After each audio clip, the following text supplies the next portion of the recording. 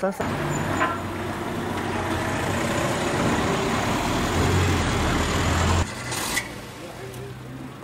Keşke bundan evvel desene benim hazır. Bak diyeyim var abi. Diyebiliriz ya. Sağ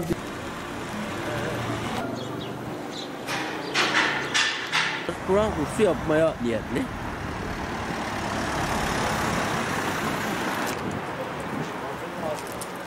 Sahadayım.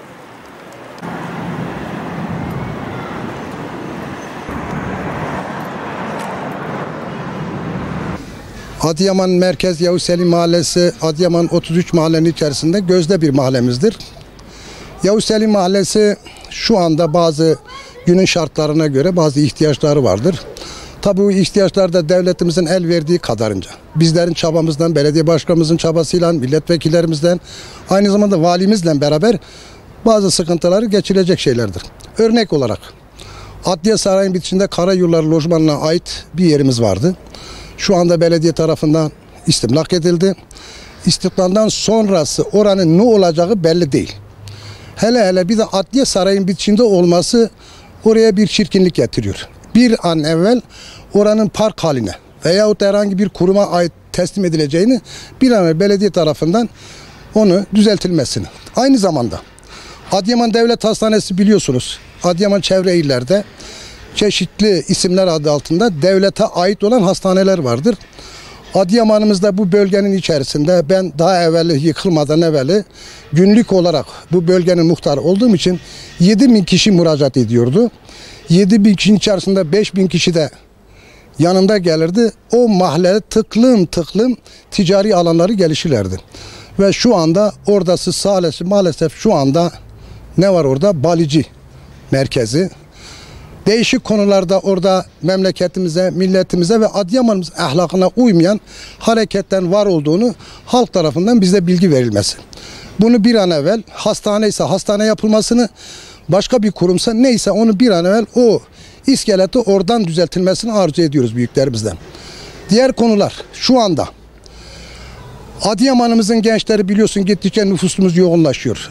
Adıyaman'da bir baraj geldi. Baraj yapıldıktan sonra biz ilçemiz su altında kaldı.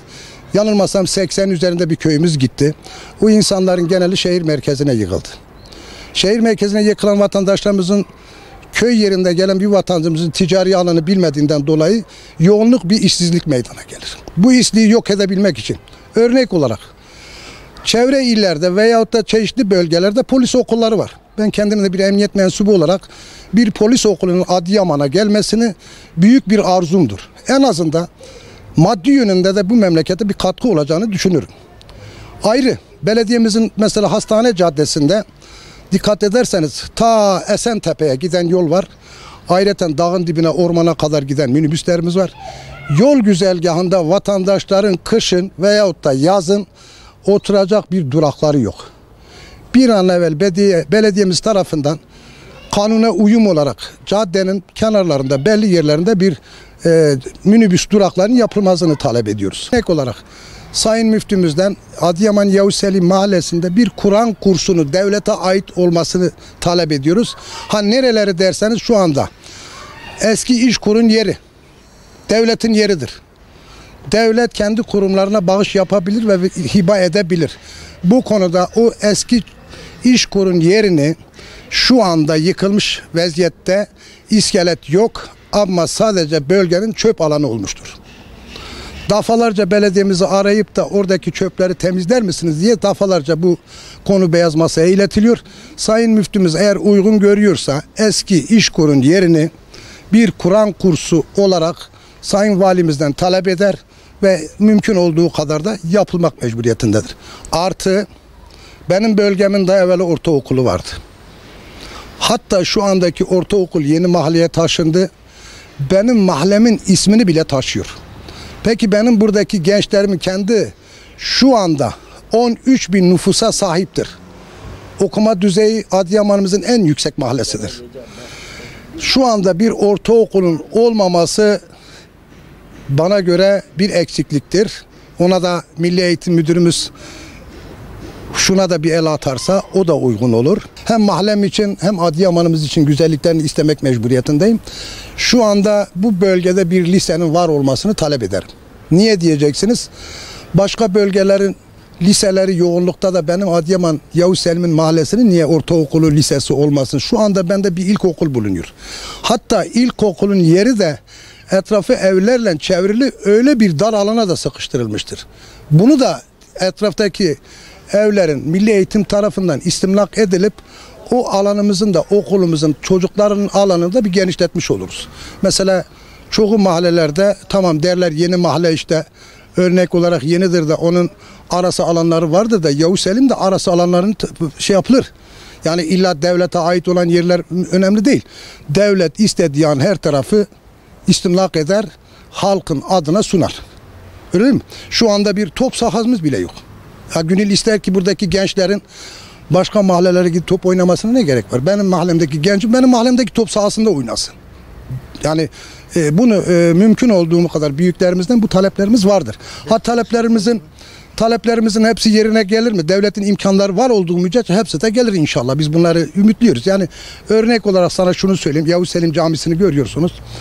Şu anda mahallenin çarşı merkezinin göbeğinde sabah namazlarından tut yatsı namazlarına kadar en yoğun cemaati olan yoğunluktadır. Cuma günleri sokakla beraber 1500 kişi namaz kılanımız vardır. Yerimiz dardır. Bunun birlikte boş olan yerlerimiz var. Buraları istimlak edildiği an camiye kazandırmış oluruz. Bunları da büyüklerimizden talep ediyoruz. Sadece vatandaşların talebiyle olmuyor. En az devletin de buna el atması lazım. Örnek olarak şunu arz edeyim. Yani biz sadece elektrik, doğalgaz giderlerimizi cemaatin üstünde yapıyoruz ama müftülüğümüzün bize de bir katkısı olması lazım. Yani en azından bizler kapısına gittiğimiz zaman mahallemizde camiyle ilgili, Kur'an kursuyla ilgili bir güzellik varsa bu güzellikleri de bize haklarını versinler. Biz bu konularda büyüklerimizden, devletimizden bu taleplerimiz olacaktır. Her tarafı polisiyeyle koruyacak bir halimiz yok. Devletimiz tarafından, halkımız tarafından kendi kameralı sistemlerini kullanırlarsa memleketimizdeki bazı noğuş hareketlerinden de oluruz. Nedir? Şu anda 12.000 nüfusa olan Yavuz Selim Mahallesi Atatürk Bulvarı'nın üzerinde bir nolu sağlık ocağına gidiyorlar. Benden ziyade yeni mahalleden de gelen var. Aynı zamanda Kayalık'tan gelen var. Akıbetinde biliyorsunuz herkesin araba şahsı yoktur. Bu vatandaşlarımız bulvardan geçiyor. Bulvardan geçip bir nolu sağlık ocağında kendi doktorlarına gidiyorlar. Benim bölgemde böyle bir güzelliğin olması en uygunudur diye düşünüyorum. Niye diyeceksin? En azından yaşlımız da gidebilir, gencimiz de gidebilir, çocuğumuz da bilir. Ki Adıyaman'ımızı bütün güzelliklere layıktır, yapmaya da mecburuz. Muhtarıyla, vatandaşıyla, belediyesiyle, valisiyle, milletvekiliyle el birliği, el ele vererek Adıyaman sadece Yavuz Selim değil, bütün mahalleleri düşünmek şartıyla. Bunların hepsini Adıyaman'ımızın bu güzelliklere layık olduğundan dolayı bu gibi güzelliklerin getirilmesini talep ediyoruz.